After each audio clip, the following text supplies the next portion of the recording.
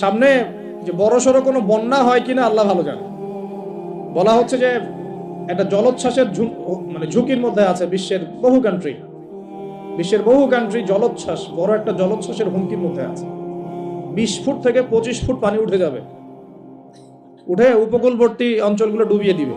এটা এখন গবেষকরাই বলছেন, বিজ্ঞানীরা।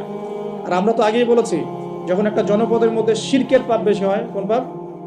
শিরকের পাপ। শিরক শুধুমাত্র ওই মূর্তি পূজা করাই শিরক নয়, আপনাদেরকে জানাই দিতে চাই, কবর পূজা করাও শিরক।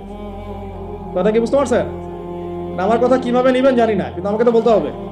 শুধু মূর্তি পূজা করাই শিরক না, কবরে সেজদা করাও শিরক।